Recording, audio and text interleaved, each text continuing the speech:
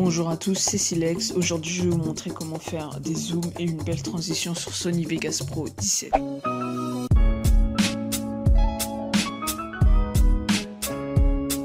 Pour commencer, vous allez importer votre échantillon dans les pistes. Vous pouvez enlever le son comme moi ou vous pouvez le garder.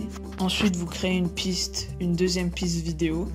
Vous allez mettre le deuxième échantillon ou un coupage du premier échantillon comme moi ici. Et le deuxième échantillon, vous allez le mettre au-dessus de l'autre. Ensuite, vous allez dans le petit rectangle de la piste tout à droite, à côté du FX. Puis, vous allez déplacer l'image. En fait, le grand F, c'est l'image que la personne va voir. Donc, si vous mettez comme ça, vous allez voir que une des deux tranches.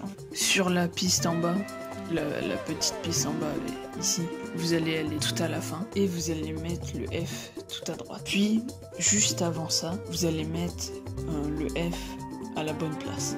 Et en fait, ça va faire une transition d'un coup vers le noir pour l'instant. Et ensuite, il vous faudra faire la même chose avec l'autre image.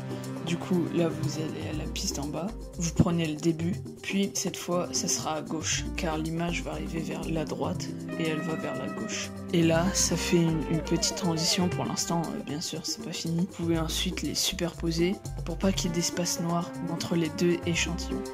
Et puis ensuite, maintenant, on va voir comment mettre du flou. Vous allez appuyer sur le FX et vous allez choisir l'effet flou gaussien. Appuyez sur la petite horloge de gamme horizontale. Puis maintenant, vous allez vous mettre à la fin, faire comme l'image.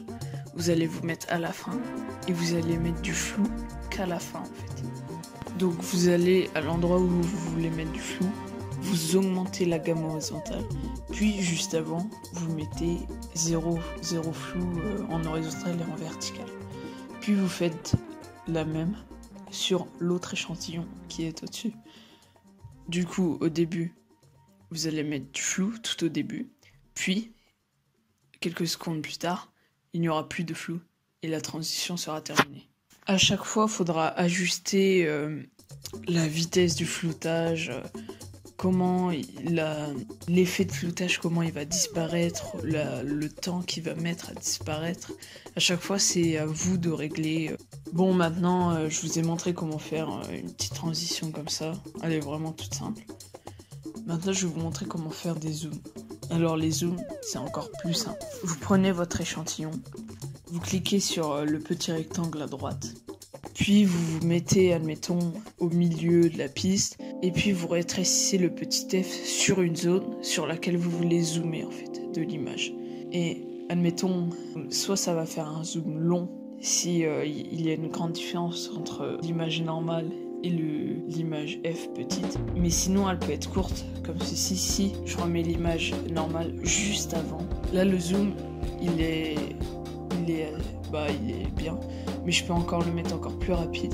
Si je rapproche, puis vous pourrez mettre un zoom normal juste après, comme ça va avancer, puis reculer.